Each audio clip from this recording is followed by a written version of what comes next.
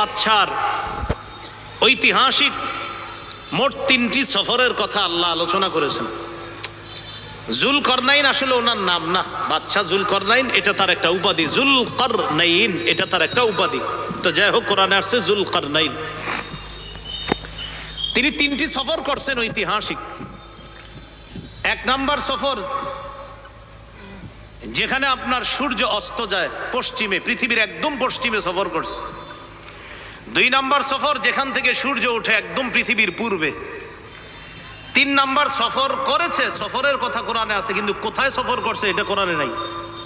পূর্ব পশ্চিমের কথা কোরআনে আছে, কিন্তু 3য় সফরের কথা কোরআনে আছে, কিন্তু কোন দিকে আছে এটা নাই।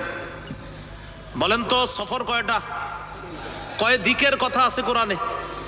3য় সফরের দিকের কথা কোরআনে নাই। মুফাসসিরিনে কেরাম গবেষণা করে বলেন যে 3য় সফরটা হয়েছে উত্তর দিকে। কোন দিকে? তাহলে প্রথম সফরটা পশ্চিমে, 2য় সফরটা পূর্বে, 3য় সফরটা কোরআনে উল্লেখ নাই। মুফাসসিরিনে কেরাম গবেষণা করে বলেন 3 নাম্বার সফরটা হয়েছে কোন দিকে? উত্তর দিকে। আল্লাহ বলেন ওয়াসআলুনাকা আন যিল কারনাইন কুল সাআতলু আলাইকুম মিনহু যিকরা। নবী, তারা আপনাকে জুলকরনাইন বাদশা সম্পর্কে জিজ্ঞাসা করে, আপনি বলেন আমি তোমাদেরকে তেলাওয়াত করে শোনাবো। জুলকরনাইন বাদশার ব্যাপারে আমি কিছু আলোচনা তোমাদেরকে শোনাবো। বাদশা জুলকরনাইন কে ছিল? আল্লাহ তাআলা বলেন ইন্না মাক্কান্না লাহু ফিল আরদি ওয়া আতাইনাহু মিন কুল্লি শাইইন সাবাবা। আমি বাদশা জুলকরনাইনকে দুনিয়াতে ক্ষমতা প্রদান করলাম আর তাকে প্রত্যেক জিনিসের উপকরণ দান করলাম। উপকরণ মানে বাদশা জুলকরনাইনকে এমন এক যোগ্যতা দিছে আল্লাহ, তিনি যেখানে যাইতেন যা প্রয়োজন হতো ওই প্রয়োজনীয় বিষয়টা আল্লাহ ব্যবস্থা করে দিতেন সাথে সাথে। এইভাবে তিনি একদিন কি করলেন? ফাতবাআ সাবাবা, একটা পথ তিনি অবলম্বন করলেন, একটা উপায় অবলম্বন করলেন। পৃথিবীর পশ্চিমে তিনি রওনা করলেন, তিনি সফর করবে। সফর করতে করতে হাত্তা ইদা বালাগা মাগরিবাশ শামস, সফর করতে করতে একদম সূর্য অস্ত যাওয়ার স্থানে চলে গেলেন। ওয়াজাদাহা তাগরুবু ফি আইনিন হামিআ, তিনি দেখলেন সূর্যটা একটা কাদাযুক্ত জলাশয়ের মধ্যে অস্ত যাচ্ছে। পৃথিবীর পশ্চিমে গিয়ে বাদশাহ দেখলেন সূর্যটা যেন একটা কাদাযুক্ত জলাশয়ের মধ্যে অস্ত যাচ্ছে, সূর্যটা হারিয়ে যাচ্ছে। তো দেখলেন কালো আর কাদাযুক্ত একটা পানির মতো, যেন এটার নিচে সূর্যটা বিলীন হয়ে যাচ্ছে। পৃথিবীর একদম পশ্চিমের ঘটনা এটা। ওয়াজাদা ইনদাহা কওমা, সমুদ্র পারে মানে পৃথিবীর যেখানে সূর্যটা অস্ত যায় ঠিক এর এই পাশে তিনি একটা জাতি পাইলেন। তার মানে পৃথিবীর একদম পশ্চিম প্রান্তে একটা জাতি পাইলেন। ওই জাতিকে পাওয়ার পর আল্লাহ পাক রব্বুল আলামিন জুলকরনাইন বাদশাকে সেখানে দাওয়াত দেওয়ার জন্য বললেন। বাদশা জুলকরনাইন সেখানে দাওয়াত দিলেন। দাওয়াত দেওয়ার পর তাদেরকে কালিমার দাওয়াত দিলেন, তাওহীদের দাওয়াত দিলেন। কিন্তু তাদের মধ্যে কিছু মানুষ দাওয়াত গ্রহণ করে, কিছু মানুষ দাওয়াত গ্রহণ করে না।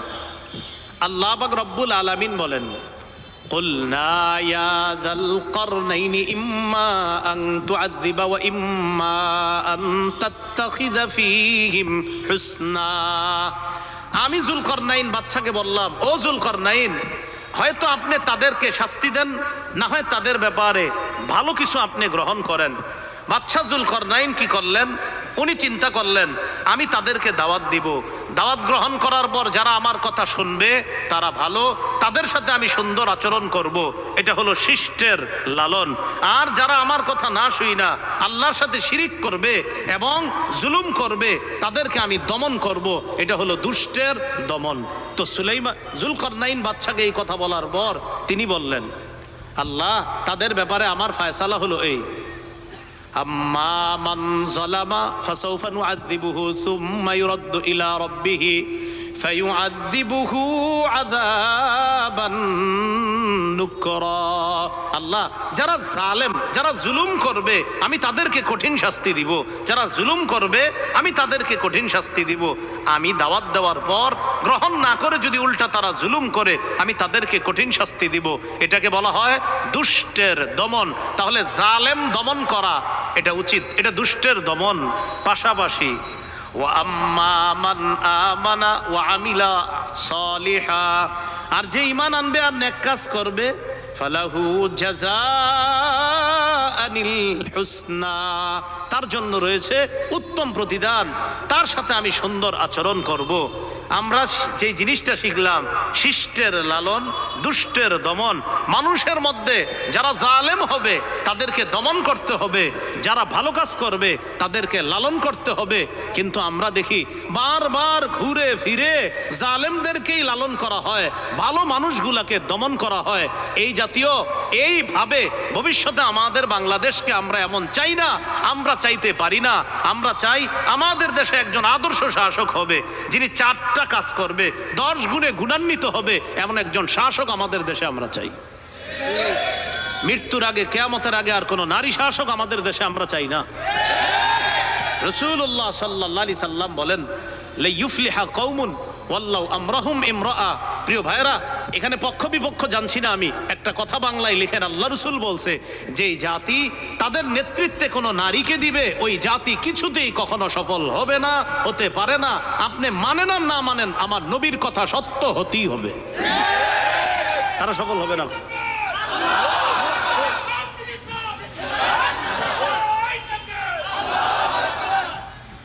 তাহলে 4 নাম্বার গুণ শিষ্টের লালন, দুষ্টের দমন, মানে ভালোকে লালন করা, খারাপকে দমন করা। এটা মুসলিম শাসকের 4 নাম্বার বৈশিষ্ট্য। মুসলিম শাসকের 5 নাম্বার গুণ কি হবে?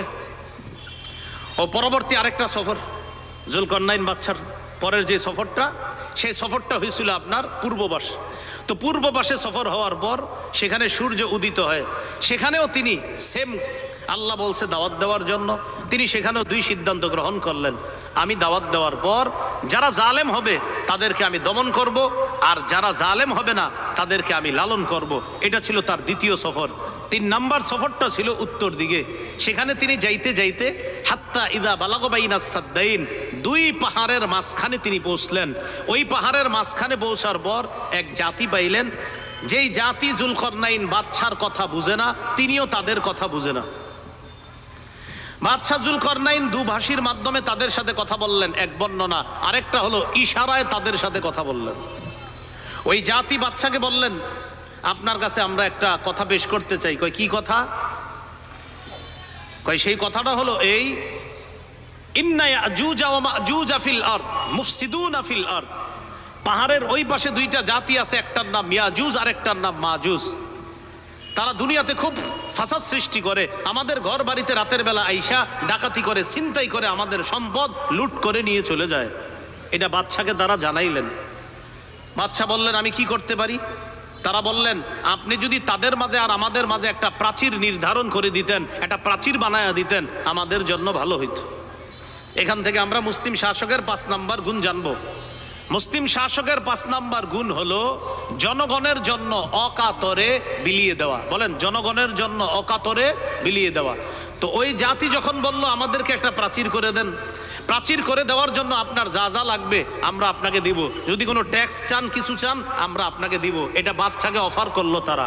বাদশা বললেন, না না, কোনো ট্যাক্স দিতে হবে না, কিচ্ছু দিতে হবে না, আমি তোমাদের সমস্ত খরচ বহন করব। এখানে প্রাচীর নির্মাণ করার জন্য যা যা লাগে আল্লাহ আমাকে দিয়েছেন, আমি সব দান করব। জনগণের জন্য কি করা? অকাতরে বিলিয়ে দেওয়া 5 নাম্বার বৈশিষ্ট্য। তো আমাদের অবস্থা হলো এমন, একটা ছোট্ট রাস্তা করবে, এখানে রাস্তার টেন্ডার হয়ে গেছে, আগামী শুক্রবার থেকে কাজ শুরু হবে। এই রাস্তার কাজ শুরু হওয়ার আগে রাস্তার আশেপাশে যে ঘরবাড়ি এদের কাছে গিয়ে বলে প্রত্যেক পরিবার 10,000 টাকা করে দিতে হবে। আরে ভাই, কেন 10,000 টাকা দিতে হবে? মানে এটা সরকারি রাস্তা হবে, আমরা কেন 10,000 করে দিব? নিচ্ছে। সরকারি খাম্বা বসবে, ওই খাম্বা বসানোর আগে যারা যারা বিদ্যুৎ নেবেন এদের কাছে আইসা বলে জন প্রতি 7,000 টাকা করে দিতে হবে। শুধু শুধু টেন্ডার কিন্তু নিয়ে আসা হয়েছে, এই টাকাটা এটা ফাও নেওয়া হয় এবং এটা যাদের পকেটে যায়, অন্যায়ভাবে যায়, জনগণের টাকা চুরি করে এটা নেওয়া হয়। কেন? আপনি তো টেন্ডার পেয়েছেন, সরকারের টাকা, আপনি এটা করবেন জনগণের জন্য, কেন পাশে যে ঘর বাড়িগুলা এরা প্রত্যেকে এই পরিমাণ টাকা দিতে হবে? আল্লাহ আমাদেরকে হেফাজত করেন। এটা আর কি, এটা হলো আপনার একটা, এটা আউট ইনকাম। কি ইনকাম? এটা আউট। হ্যাঁ, এটা হলো পাতি পাতি যারা আছে ছেসরা টাইপের, এদের ইনকাম এটা। বাদশাহ জুলকারনাইন কি বললেন? আমি প্রাচীর নির্মাণ করে দিব, কিচ্ছু লাগবে না, তোমরা একটু সহযোগিতা করতে পারবানি আমাকে? কয় কি সহযোগিতা? আইনুনি বিকুওয়াতিন, তোমরা একটু শক্তি খরচ হবে, ওই যে লোহার পাতগুলা দেখা যায়, এই পাতগুলা একটু আইনা দিবা, পারবা? কখনো সমস্যা নাই, অনেক শক্তিশালী জাতি। কয় পাত আইনে দিব আমরা। আজআল বাইনাকুম ওয়া বাইনাহুম রদমা, আমি তোমাদের মাঝে আর তাদের মাঝে একটা প্রাচীর নির্মাণ করে দিব, তোমরা নিয়ে আসো। লোহার পাত আনার পর দুই পাহাড়ের মাঝখানে এই পাতগুলা রাখতে রাখতে দুই পাহাড়ের মাঝখানের ফাঁকা জায়গাটা লোহার পাত দিয়ে পূরণ করা হয়ে গেছে। এবার এই পাতগুলা একটা আরেকটার সাথে পার্টিশন দিতে হবে, রেখে দিলেই তো হবে না, বা কারণ ইয়াজুজ মাজুজ এসে আবার ধাক্কা দিলে পড়ে যেতে পারে। ইটগুলা যদি শুধু গেঁথে রাখেন আর যদি এটা দিয়ে সিমেন্ট টিমেন্ট না দেন, প্রলেপ না দেন, থাকবে না, পড়ে যাবে। তো লোহার পাতগুলা দিয়ে আল্লাহ বলছে হাত্তা ইদা সাওয়া বাইনা সাদাফাইন, দুই পাহাড়ের একদম উঁচু স্থানের একদম বরাবর হয়ে গেল লোহার পাত। জুলকারনাইন বাদশা বললেন, এক কাজ করো, উনফুখু, তোমরা আগুন জ্বালাও, ওই আগুনের মধ্যে হাওয়া দাও। ওই যেটা দেখবেন, ওই যে হাপর যারা বানায়, দাঁড় কুড়াল টুরাল বানায় না, এরা কি করে দেবে, এটা ওখান থেকে আসছে কিন্তু। ফুদাও আগুনের মধ্যে, আগুনের তাপ বাড়াও, তা আগুনের মধ্যে দেওয়ার পর এবার এক কাজ করো, সীসা গলাও। কোনো বর্ণনায় অন্য কিছু আসছে, ওটা গলাও, গলানোর পর এটা আমার কাছে দাও। দেওয়ার পর বাদশাহ জুলকারনাইন কি করলেন, ওই গলিত যে অংশগুলা এগুলা আপনার ওই লোহাগুলার মাঝখানে দিয়ে দিলেন, তখন মজবুত একটা প্রাচীর দেয়াল তৈরি হয়ে গেল। তিনি তাদের কাছ থেকে কোনো কিছু গ্রহণ করলেন না, উল্টা নিজ খরচে ওই প্রাচীরটা তিনি নির্মাণ করে দিলেন। তাহলে মুসলিম শাসকের 5 নাম্বার বৈশিষ্ট্য, সেটা হলো জনগণের জন্য অকাতরে বিলিয়ে দিবে।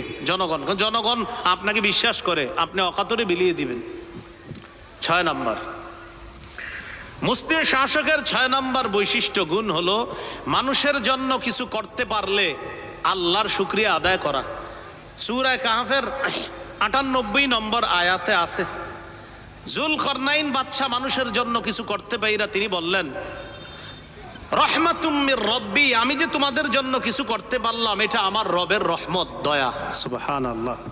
আমি যে তোমাদের জন্য কিছু করতে পারলাম এটা আমার কোনো কৃতিত্ব না, রহমাতুম মির রব্বি, এটা আমার রবের পক্ষ থেকে দয়া। তাহলে 5 নাম্বার জনগণের জন্য অকাতরে বিলিয়ে দেওয়া।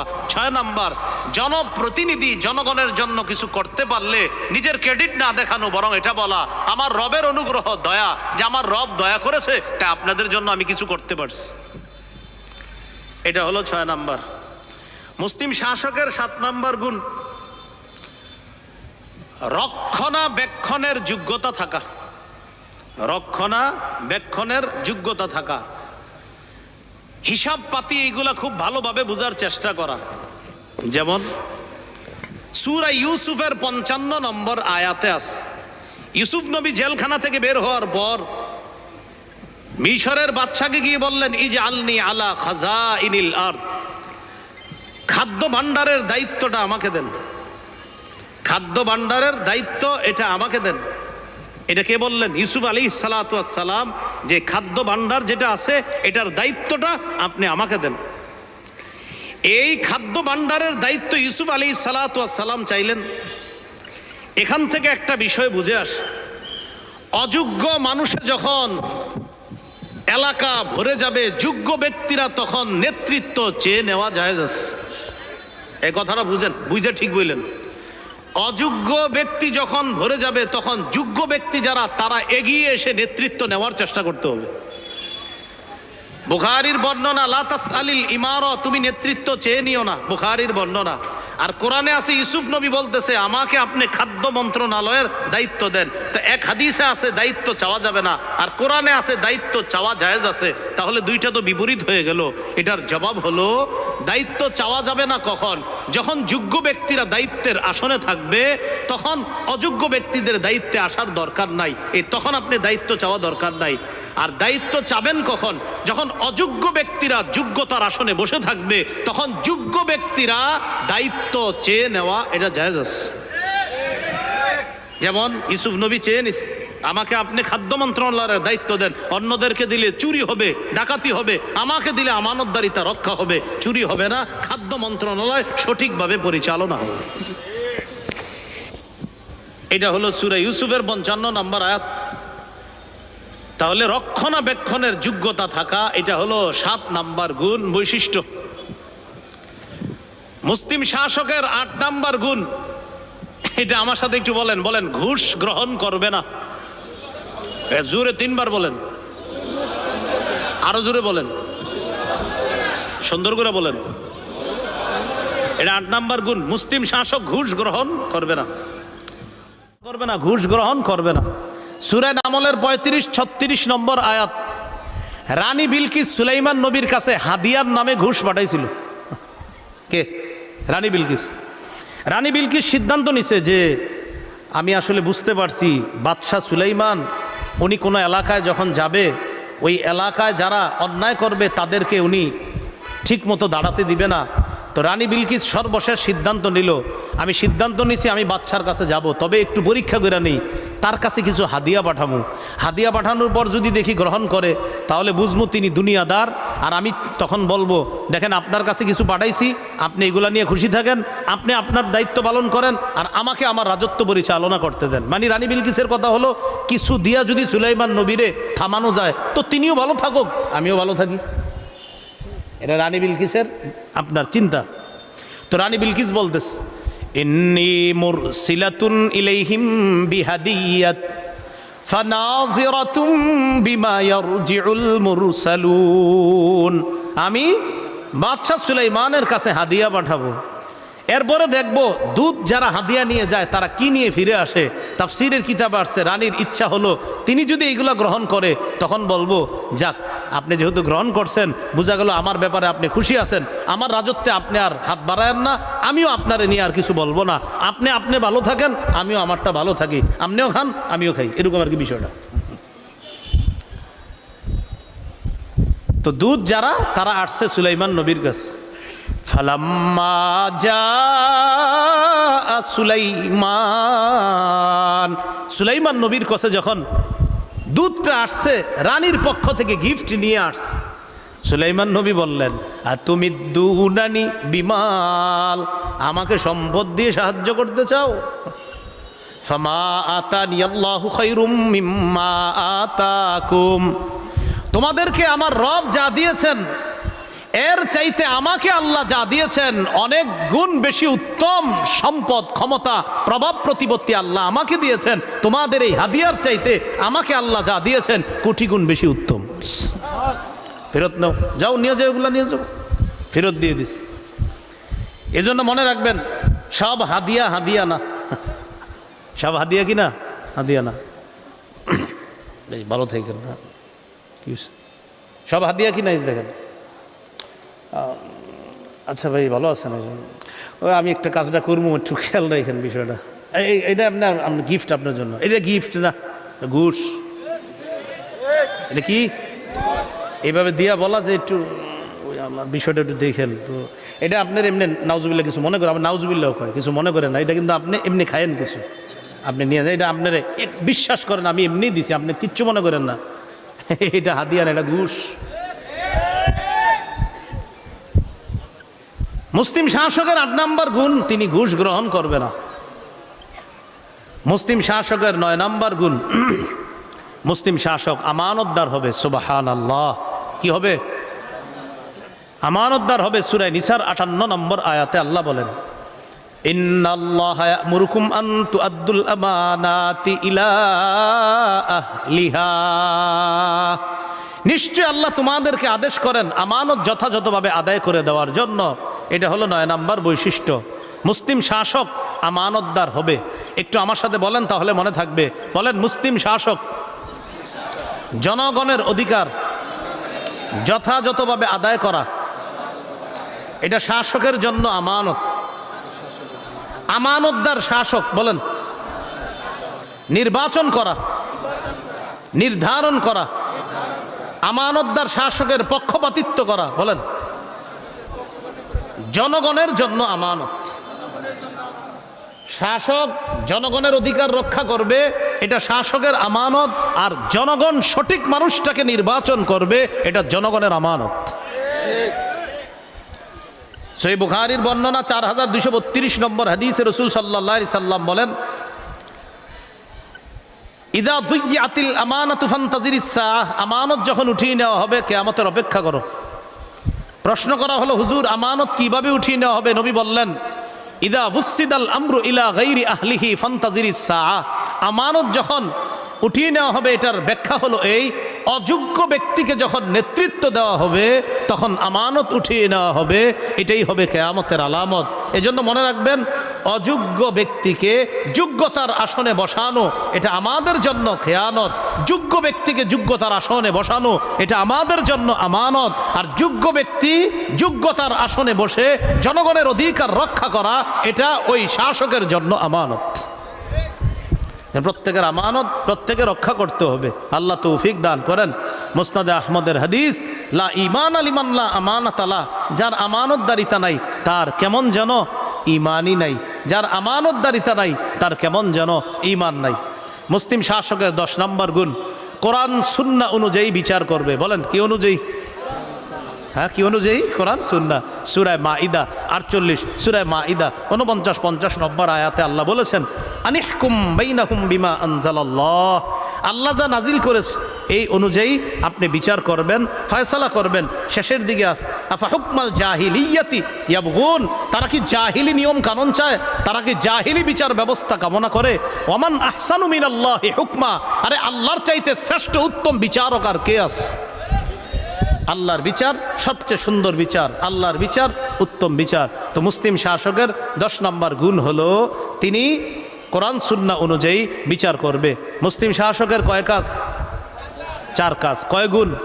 10 গুণ। 4 কাজ, নামাজ প্রতিষ্ঠিত করা, যাকাত আদায় করা, সৎ কাজের আদেশ করা, অসৎ কাজের নিষেধ করা। 10টি গুণ হলো, 1 নাম্বার আল্লাহমুখী হওয়া, 2 নাম্বার তিনি ইনসাফ প্রতিষ্ঠিত করা, 3 নাম্বার অন্যায়ের পথ পরিহার করে ন্যায়ের পথে চলা, 4 নাম্বার শিষ্টের লালন দুষ্টের দমন, 5 নাম্বার জনগণের জন্য অকাতরে বিলিয়ে দেওয়া, 6 নাম্বার জনগণের জন্য কিছু করতে পারলে বলা যে এটা আল্লাহর রহমত, আল্লাহর অনুগ্রহ, 7 নাম্বার মুসলিম শাসক রক্ষণাবেক্ষণের যোগ্যতা থাকতে হবে, তিনি সব কিছু হেফাজতের গ্রহণযোগ্যতা তার মধ্যে থাকতে হবে, 8 নাম্বার ঘুষ গ্রহণ করবে না, 9 নাম্বার আমানতদার হবে, 10 নাম্বার কোরআন সুন্নাহ অনুযায়ী তিনি বিচার করবে। এই 10টি গুণে গুণান্বিত আর 4 কাজের যোগ্যতা রাখে এমন একজন শাসক আমাদের দেশে